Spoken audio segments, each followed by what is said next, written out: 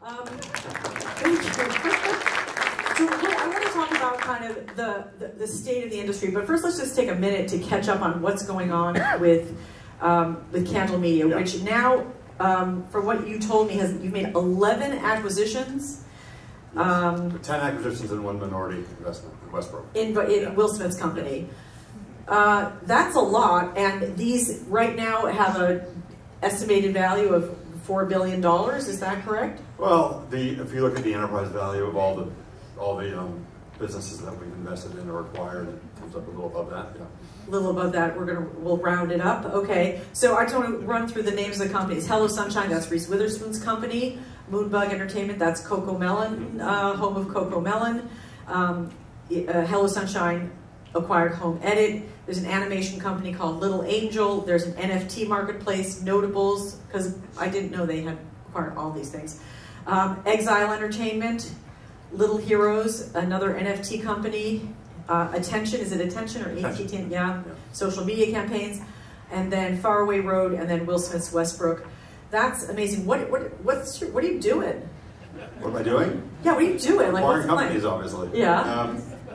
Look, we're trying to pull together a media company that has a footprint for the modern creative economy. That's really important to us. So, I've had a lot of different jobs. You described them all. Thank you for doing that. I don't have to do it because it's a mouthful. But if you take traditional storytelling, television and film length storytelling, and you couple that with social media storytelling, you can really create an incredible dynamic between your audience and your brands and your talent and your influencers, and create an e-commerce opportunity out of that. So that tight integration between different storytelling modalities and audiences really creates a virtuous cycle where you can get revenues in a lot of different ways: licensing and advertising, social media, e-commerce, and just traditional e-commerce. So we really are believers in that full footprint, that full flywheel. So that's what we're trying to create. Right now you're still in acquisition mode. Mm-hmm. Your partner's BlackRock. That's Blackstone. Blackstone. What? Sorry. Yeah. There is a BlackRock. I know there's a BlackRock. I'm sorry. I know it's Blackstone. No problem. Okay, Blackstone, and that's a private equity company. Mm-hmm. They usually want to be in like what, 5 years, 5 to 7 years, something like that. Yeah, they want 5, 7 to 10 at the most, probably. Yeah. Right. So that means, and it does feel. I said this to you on the phone. I'm going to say it again. Like, this to me feels like the only effort that I see on the landscape of a seriously scaled entertainment company. I don't see anything out there that comes close to what you're building. Well, I think that. Well, thank you. I'll take that as a compliment. It is hard to do. It takes a lot of capital. Blackstone is the largest private equity firm in the world. The fund that we are tapping into is a $25 billion private equity fund. It's quite substantial. The other thing about Blackstone, which makes it possible to do what we've done, is unlike most private equity firms who invest in either broken companies or stable companies that don't require a lot of capital for growth, they leverage up these, they put a lot of debt on these deals, so it juices the equity returns. Right. And they also try to take a lot of costs out and try to just run things more efficiently. That is the typical private equity model. Right. Candle Media is about growth. We're buying very healthy companies, none of which need a turnaround, all of which are growing, all of which need capital to continue to grow and fulfill their vision, and all of which, we're going to have a lot of synergies between all the companies we buy, but it's not mostly cost-based synergies, it's mostly revenue-based synergies. So that takes a leap of faith for a private equity firm, and Blackstone is really like investing growth private equity into our company. It's an unusual move. They showed a lot of faith in Tom Sachs, my partner, and myself, and as we've assembled these assets, I think that faith has only grown, and so we're still in growth mode. We have operations to do. We have to now execute really excellently on the companies that we already have in the fold. And we're also looking for new companies to add in, but we're very careful in particular. We have a certain vision. We want very high quality, very premium content with brands that matter to certain audience segments, and that can span social media, traditional storytelling, and commerce. So it has to fit in our paradigm for us to be interested. I mean, what is suggested to me by the collection of, these are all content companies, there's no distribution apparatus here, right? So that would suggest to me that you would sell to maybe a Disney, or maybe you don't want to sell to Disney, I don't know, maybe you do. It would be fine. Yeah, be great. Yeah. I mean, there's not so many places where you have options. 3, 4, an Apple, an Amazon, who would be looking for, certainly Apple needs content. Is that sort of what you have in mind, that you want to get to a certain, you already are well past critical mass, but get to whatever that inflection point is for you, and then be like, okay, we're going to go out and now sell. Well, no, I don't think that selling is necessarily the way that the path for liquidity. We do need a liquidity event, as you pointed out. It's a closed-ended fund. It has to, Blackstone invests because they want to make money, and so do we all. So there's multiple forms of exit. We could sell to a strategic, which would include traditional entertainment companies, but also the digital players that you just pointed out. There's a pretty robust set of potential acquirers. A private equity firm could buy us. We could recapitalize the entire thing. We could go public. You could IPO, right? You could IPO, which is a really strong possibility. That's the thing that you would prefer. Well, I don't really have a strong preference. I have to be, mindful of the investment that Blackstone has put into this. And every company we buy, the founders have, and the executives of those companies take equity in Campbell Media. So we have quite a fiduciary responsibility to our employees, to our executives, and to our investors to maximize the outcome, the financial outcome. If you were to IPO, don't you need distribution to become a next-gen entertainment company? I don't think so. You don't think so? No, I think the company, as we're configuring it, it's already highly profitable. It's growing quite dramatically. The assets we have are looking into very high, large marketplaces, the total addressable market, or TAM, as investors like to call it. We're operating at a very high TAM. There's 50, 60, 70 billion dollars being spent just by streamers around the world on content. We're content providers. Yeah. Whether that grows at 10%, which it has been growing, or 5% after the Netflix stumble, or negative 2%, doesn't really matter. We're this big, and we're a little bit bigger, right? And it's a marketplace of tens of billions of dollars of revenue. So I think we're looking pretty well configured from that perspective. Why not distribution? Just out of curiosity, so that you could control sort of end to end. Well, because distribution entails a lot of capital. It also puts you in competition with a lot of people who are currently our customers. Right. I'd rather not do that. Look, when we made the decision at Disney, when Bob Iger and I launched Disney Plus, we had some tough conversations that I had to go do. It was my job. And I had to go to a bunch of distributors and either buy back product that had long-term distribution agreements around the world to put it in Disney Plus, or cancel prospective re-ups like with Netflix. They were our entire movie slate. They were our pay one window.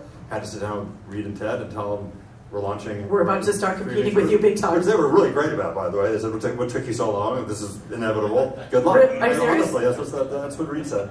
So being in distribution is just another step. Remember, Disney wasn't really, for most of its branded product, in distribution until a few years ago. They were a wholesaler for the most part. Yes, they had Disney. I'm sorry, ABC, Walt Disney Studios. Yeah, but if you look at the movies that they created, and most of the television programming, those are sold to third parties on a wholesale basis. So they had theme parks, which is direct to consumer, but they touched. The movie business was not direct to consumer until Netflix came along. It was just not a direct to consumer business, but it's still a distributor. Anyway, I don't want to. Well, I mean, you can get they go and they undertake the distribution function to get into movie theaters. These days, that's a few phone calls. It's not that. These days, that's what? A few phone calls to very consolidated. All right, meaning you can do it if you want to. All right, well, I'm not trying to talk you into becoming a distributor if you don't want to be. That's fine. Seems like you really don't seem to need my help at all.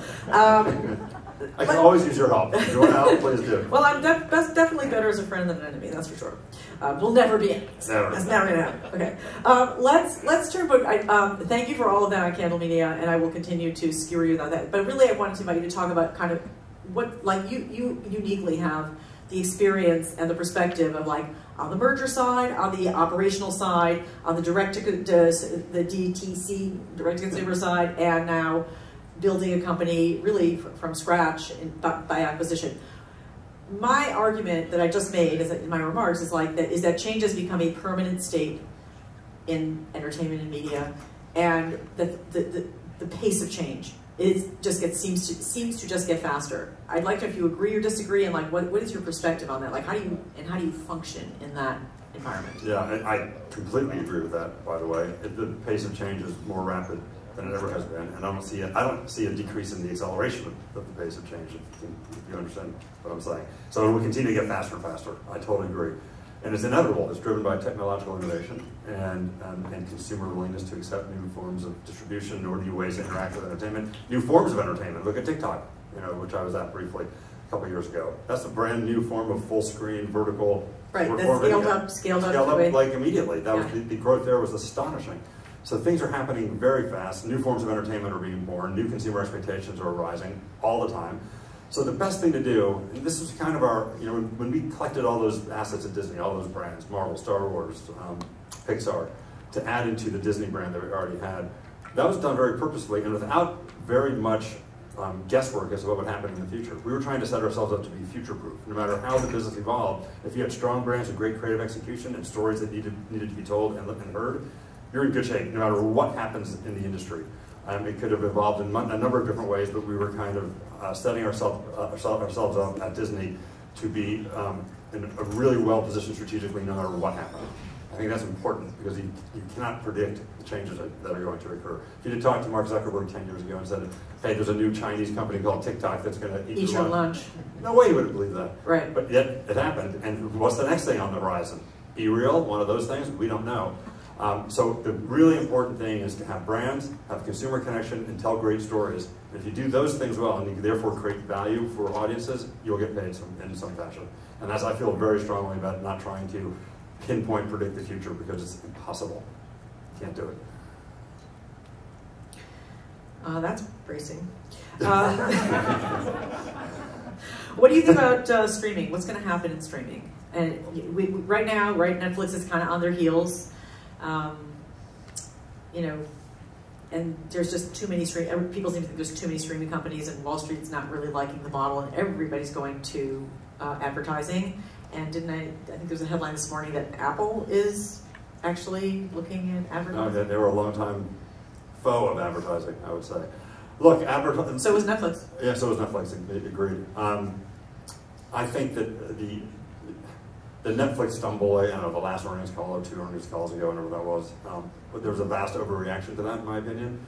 Everyone knew that in the major markets they've been operating in for 10 years on a streaming basis, that there would become a point of maturity in those markets, and that's just obvious. That will happen to any technology or any service that starts to penetrate a market. There's a limit to the penetration. And after 10 or 15 years, that happens.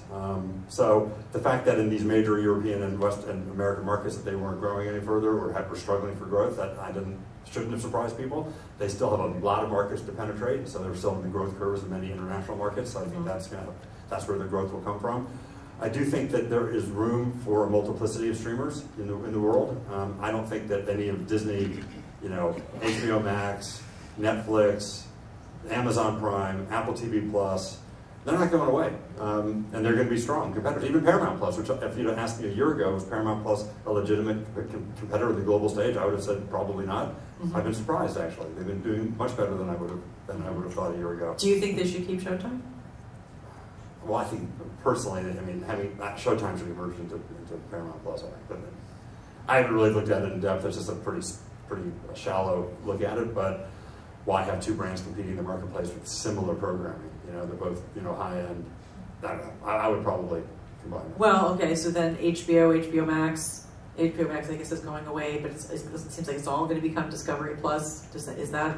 Well, I think Discovery Plus will merge into HBO Max. I don't know what it will ultimately be called. I think it will be called HBO Max, actually. I'd be surprised if it changed from that, but it might. That's up to Mr. Zaslav to figure that out. But if you have the HBO brand, that's a pretty powerful brand. Yeah, that's usually what people bought the company for. Yeah, exactly. Unless you've heard otherwise, I think it'll be HBO Max. I've heard everything all over the map, to be honest. Yeah. I don't know. I'm not sure how to predict that, but back to the streaming. Yeah, it's like, are there too? Well, this is like, are there too many? Are some going to have to go away? We have some research coming this afternoon about how people are cycling through. Samba TV did a new study, and we're going to present that, where people are cycling through much faster. They're dropping through. Yeah, they're skipping one and trying another, and they want to watch this on Disney Plus, but then they'll drop off. And so there's people going in and out and churning. Yeah, that used to also be the same thing for the cable universe, that people had 250 channels and they only watched 5 or something, or 8, I think was the number. It was a small number. Yeah, you're absolutely right about that. The difference here is that. The dynamics you're talking about of people coming in and out of services to watch the programming that they just happens to be on, like another Mandalorian drop on Disney Plus. People might come in, binge watch that, and then exit. And then leave. Now with Disney Plus, out of necessity, but also strategically, we decide to drop these things on a weekly basis, so you have at least 2 or 3 months of people coming in. When it's purely bingeable, which has been Netflix's bread and butter, that's hard. You can come in for a day, watch what you need to, and exit. I'm not sure a lot of people do that, by the way, but it does create that dynamic. Look, will there be some fluidity with with people's preferences in these services? I think so. I think that would mean people are coming into services as they're exiting others. So as long as there's some distribution of interest among these services, people might be going in and out of them. There'll be a number of them that will have a pretty stable customer base, though, like must-haves. I think Netflix is probably the most basic one that everyone will keep. I don't think you'll see a lot of going in and out of Netflix because of the scale and scope of the programming they have. But yeah, big drop on HBO Max, someone might come in and leave. Disney Plus, possibly. But if you're a fan of one of those brands on Disney Plus, you're a stable I guess what customer. I'm asking is, can they all survive? I mean, there's probably a dozen or close to a dozen streaming services now, when just a few years ago there were only 3 or 4. Yeah, there's more than a dozen if you think of all the niche services. All the niche There's hundreds of them probably. Yeah. Do I think on a global basis that have resonance with enough global audiences around the world to sustain a global business of 100+ million subscribers? I think there's the ones I named, and all of them could conceivably survive. Could some of them combine? Yeah, there might be. There's always a universal sort of Warner Brothers rumors that are out there. I don't know anything that you wouldn't know about. They haven't told you that they're merging? No, I've not been told they're merging. Okay. I would be surprised actually if it's a near-term thing, given the complexity of the merger with Discovery. But it could be. There could be some merger activity out there that would cause these services to combine.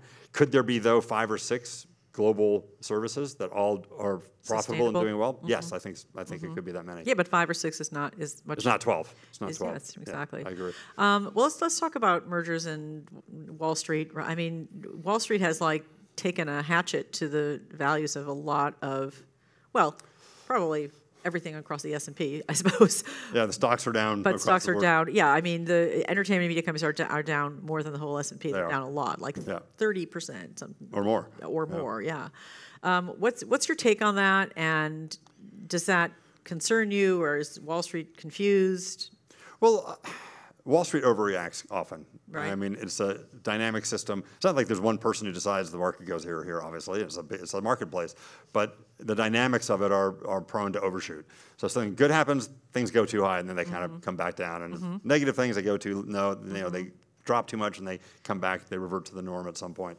So I think I think there's a big overreaction to that specific news, as I just described. I think that was not fair, totally. I think it's already been coming back quite a bit. I think Netflix has been one of the better performing stocks in the last 3 months on the exchange. Might be, yeah. Yeah, but it fell quite 67% or something. Right. Look, it doesn't help as a supplier to these streaming services if Wall Street starts to value them less, which they're in a cyclical low right now. Doesn't help our business. I mean, it always helps when there's a lot of optical energy against it. People think it's going great. There's more energy against buying product. But again, there's $80 billion being deployed by these streaming services and product. The competition among streaming services isn't attenuating. I think it might be growing, actually. And if you have the goods, if you have must-have programming, which you have to have, if you don't have great programming, I think you're in trouble. But if you do have programming that really helps these streaming services differentiate themselves from the others, so it's like premium programming they can really promote, drive customer acquisition and customer retention, you're in a good spot. And that's why we've been very careful in the companies that we pulled together. Let me use Moonbug as an example. So Moonbug has CoComelon, as you pointed out. CoComelon has 145 million YouTube subscribers, making it the second biggest YouTube channel in the world, behind a Hindi channel in India. Really? Yeah. So from a Western perspective, it's by far the biggest channel in the world. Wow. So and you can imagine the advertising business that arises from that presence. It's a huge footprint. It's a lot of advertising on YouTube. God, that makes me wonder how much of YouTube's, say, quarterly revenue comes from CoComelon. Well, I mean, YouTube's pretty huge, but a measurable amount. But it's a measurable amount, especially on the kids' side, it's very substantial. But not only is it the second biggest channel on YouTube, it's also the second most streamed show on Netflix last year of all shows. The only show that had more streams than CoComelon was Criminal Minds, and they've lost I think Paramount's taken that back. So it's going to be the most streamed show on Netflix. So it's the biggest Western channel on YouTube and the most streamed show on Netflix. That's must-have programming, and it's incredibly efficient for Netflix. It's not that expensive.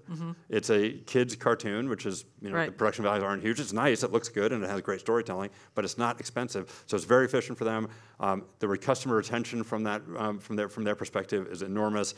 It's a really great buy for Netflix, and so if we can have properties like that, and we have several of them, that puts us in a good place, I think.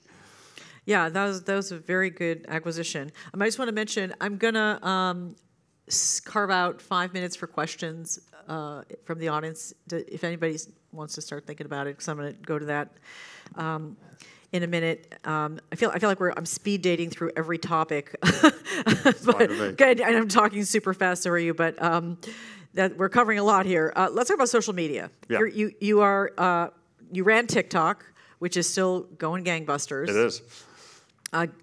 Facebook's trying to apparently. Facebook, their YouTube, version. they're all both trying to do. Yeah. What's your take on social media as a business and as a cultural force at the moment? It went through a really, really bad time. I mean, Facebook seems to be really struggling, and I remember thinking that we're going to age out eventually, because it just seemed like everybody on Facebook was and older. It did. I think that's what happened, actually, to some degree. Yeah. Look, social media is a brand new form of entertainment. If you think about TikTok, it's very different than Facebook. Facebook arose so that people could communicate with each other. It was a communication platform, really. Right. And even Instagram's a bit of a communication platform. Yes, there's photos and videos and reels that you can put on there, but there's really a lot of direct messaging and DMing that happens, and there's a lot of communication, one-to-one communication on all the meta platforms. And WhatsApp, obviously, is just communication. Think about TikTok doesn't require any communication between friends. In fact, the algorithm that feeds you the videos really just it relies on your usage patterns, your individual usage patterns when you use the app, and it determines through these signals how quickly you scroll through a video, how long you dwell on it, the fierceness with which you scroll through it. It measures all this stuff, and it compares you with other people with similar that have watched similar videos, and then just uses an amazing algorithm to parse through your interest graph. It requires no knowledge about your friends, no knowledge about who you follow, who you like, none of it. It's just algorithmically driven, and it's a storytelling mechanism. There's not a lot of people that use TikTok to communicate with their friends. There's not a lot of DMing on TikTok. Right. It exists, but that's not the use case, really. Right. So that's truly social entertainment. It's much more like YouTube. YouTube isn't used to communicate either. It's used to entertain. Right. So I think that YouTube and TikTok are quite similar from that perspective. And it has changed, the time spent with social media has increased quite dramatically. YouTube still dwarfs TikTok. YouTube does dwarf TikTok. Yeah. YouTube doesn't get its fair share of accolades. It is a massive service, which is as great as TikTok is much smaller than YouTube. So creators can make money on it, but it's a different use case. People don't go to TikTok for storytelling. I mean, there's some good comedy in there. There might be some storytelling. I watched a lot of tennis videos. I'm a big tennis nut. They go to TikTok, if not for storytelling, they go for what? Just to get entertained, but it's not linear storytelling the way a television show is. Right. It's with a beginning, middle, and end, and all that. I guess there are some videos on there that you could put in that category, but by and large, it's frivolous entertainment, which is great. I'm not saying it's bad by using the word frivolous. It's not meant to be pejorative. Yeah, because but YouTube it's different. is super serious. Yeah, for sure. I mean, Mr. Beast is pretty good too, and he's on YouTube, but it's different. So it does steal time away from Hollywood, away from our storytelling, but it's not storytelling the way Hollywood thinks about it. So there's still a huge lane for Hollywood to maintain relevance and to deliver the type of programming that only Hollywood can deliver to audiences, the real storytelling, the deep storytelling. That is not what TikTok does. YouTube does a little bit of it, but it's not really, there's no substitute for that, I would say. Do you see TikTok continuing to grow, or? Yeah. Yes? I do. It's pretty big already. It's quite big. You were talking about the fact that it doesn't share revenue in the way that YouTube does. Well, YouTube takes, generally speaking, a little more than half the revenue, 55% of revenue, and shares it with creators. And when I was at TikTok, we created, we were kind of scratching our heads, how do we keep creators on TikTok and let them make money there? We created a fund. I think it was a $300 million fund, and it was dispersed to people depending on the pro rata amount of views that they, time spent with their videos. But that pales in comparison to YouTube. YouTube, I think this year is going to deliver $18 billion to creators, something like that. Yeah. I just talked about $300 million for TikTok. So in many ways, TikTok is a marketing tool for creators. That's where they get big. That's where they get audience energy. And then they move people over to Instagram and YouTube to actually make money. And I think that is probably something that TikTok's going to want to revisit, I think. If we were talking 10 years from now, and you had to make a guess, which of the social media platforms that are now scaled are still going to be here? In a big way? I mean, with full relevance? Yeah. TikTok for sure. You think TikTok will be here in 10 years? I think it will be unless there's government issues. I mean, it'll be in some form. In China, it's massive, and it's massive outside of China too. barring any government interventions, which I don't have any crystal ball on at all, I think it'll definitely be here in 10 years in some, and it'll be a different service than it is today, and it'll be evolved and all that stuff. YouTube for sure is going to be a massive force. I think that Instagram will be around still. I think Facebook itself, the blue tile Facebook, I'm not so sure. That seems to be struggling quite a bit. Twitter? What's Elon going to do? I have no idea. Twitter's a good question. I don't know. Probably, though, because that's the free speech platform. It's the truth to power platform. It's hard to replace. It certainly serves a need. It does. It does indeed. We've got just a few minutes. Does anybody have a question? We have a microphone somewhere. I see one question down here because I'm completely blinded by the spotlight, so I can't see. But is it okay to take us a couple questions? Yeah. Okay, thank you. Just tell us who you are. Stand up.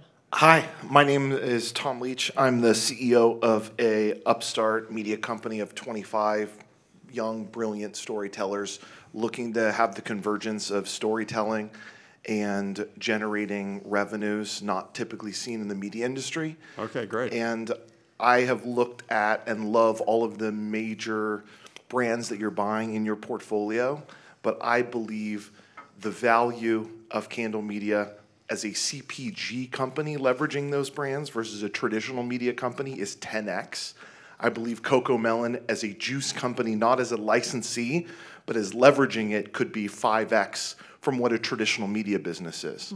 The Kardashians leverage... Wait, question. So the I like it. You can stop right there. I agree. That's great. You agree? Yeah. I totally agree. So E didn't capitalize on the Kardashians' $5 billion. Sony hasn't capitalized on all the Shark Tank upside that they generate. But the people that you're buying in these companies don't necessarily think with a CPG mindset. How do you converge the two? Thank you. Well, they do think that way. That's an important part of when we buy a company. So let me use two examples.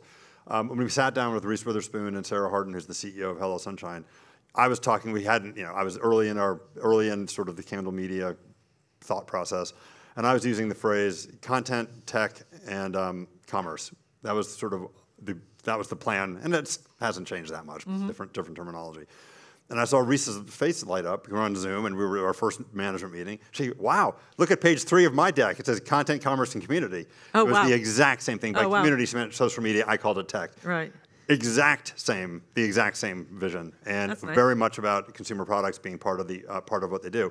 So there's a show called The Home Edit, which on Netflix, which is pretty popular. It's about a company called The Home Edit that goes in and helps you reorganize your house, and it's fun. They organize your kitchen and your closet and your garage and all that stuff, and they come in and they do their stuff, and your house is beautiful and well organized. And there's a show about it. It's a home improvement type show, and it's very popular with and you want to start selling. And the Home Edit sells products. Sells products. So we bought the Home Edit. So now we own the underlying company too, which to your point is a CPG company. But that was always part of our plan. So that has the full flywheel. They're big on social media, so there's a lot of social media storytelling with the Home Edit. Of course, the Home Edit, the TV show on Netflix, and now the Home Edit, all the different products and services from a commerce perspective. And Disney does that extremely well. Merchandises all their characters. That's correct. They do.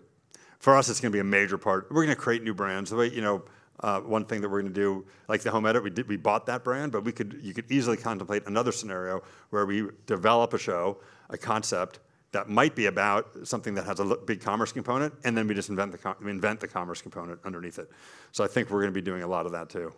But new brands being born of social media, again, that dynamic between followers and brands on social media, that's very fertile ground for new brand creation. Very good. Yeah. Great, thank you. I think there was a question over here. Yeah, go ahead. Hi, my name is Juan Herrera. I'm a student at the Los Angeles Film School. I was just wondering, when you are looking to purchase new IPs that target a young demographic, do you look at movies or episodic series, and why? Either one or both? Well, look, we look at both. This is probably somewhat heretical. They're both video entertainment. One has a bunch of series, a bunch of episodes strung together to create a story arc. One's a single episode, if you will, to create a full story arc. I find them to be not fundamentally that much different, personally. They're both storytelling mechanisms using high-quality video, both more or less deployed on streaming services today. I guess movies still have, I guess, they still have a theatrical window, which is going to be, not as great as it once was. I think that's never going to come back to this. You might have a different opinion. It's coming back. It already is back, but it's not going to be back to where it was, I don't think. I think that's permanently smaller. So I think the bar is being raised to get films into theaters. They really have to. Hollywood always said that deserves to be seen in a theater. It really has to deserve to be seen in a theater to go in a theater exclusively, I think. And it's going to be on streaming services. So I would say storytelling is storytelling to some degree. I would say if you have a great story, some of it is better told in a multi-episode, multi-season, big, long story arc where you can unfold that story at whatever pace you feel is the right one. Or it can be told in 2 hours, which then makes it a movie. They're not that different anymore. And I think that you're seeing stars cross over, directors cross over, storytelling techniques, and of course, distribution is fully crossed over. Streaming services have all of it. So I don't think you need to struggle with making that decision. Just go with what is best for your story. Thank you. Yeah. We are out of time, but I would be remiss if I let you go without asking you, since you were at Disney for so long and you were up for the top job at that conglomerate, what do you think of the job Bob Chapek is doing? Well, he was dealt a very difficult hand obviously with COVID. That was hard, and so I don't envy him that year or two that he had. But we're now 2.5 years. We're now 2.5 years. Look, I think he's done a pretty good job. He's elevated Disney Plus the way I would have too. I mean, I was all about Disney Plus. Bob Iger and I created that. We felt that was the future of the company. He feels the same way, so it's gratifying to see that.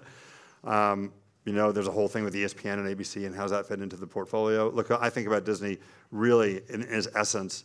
Disney's about, Star Wars, Marvel, Pixar,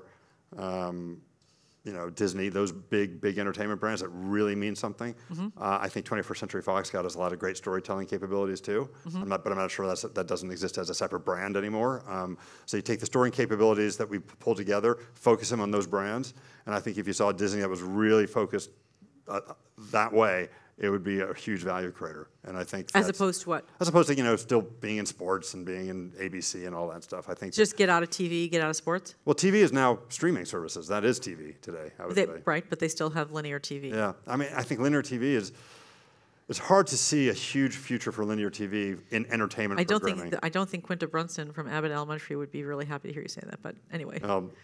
Well, look, that show could be on streaming easily and do just as well. It's just you should look at distribution forms versus what is what the content is, what is being distributed, what it needs. Entertainment doesn't need to be delivered linearly. There's no reason to have a certain show on at 9 p.m. on Sunday. I think that the reason that was a big deal is that's how things were delivered back then. They were delivered via signals on the airborne signals that were linear. It was the only way to deliver it. So there was a whole ecosystem and a whole habituation that grew up around that.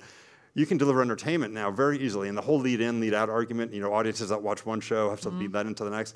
There's no better lead-in than a recommendation engine that really understands that person's preferences versus just he's watching ABC at 9, so let's get him somewhere else at 9:30. That's a very blunt force instrument. The more nuanced, better instrument is using recommendation engines to flow the audience into their next show, I think. So you're saying for sports and other things, linear is those are time-based news, things that have to be viewed in real time, totally different.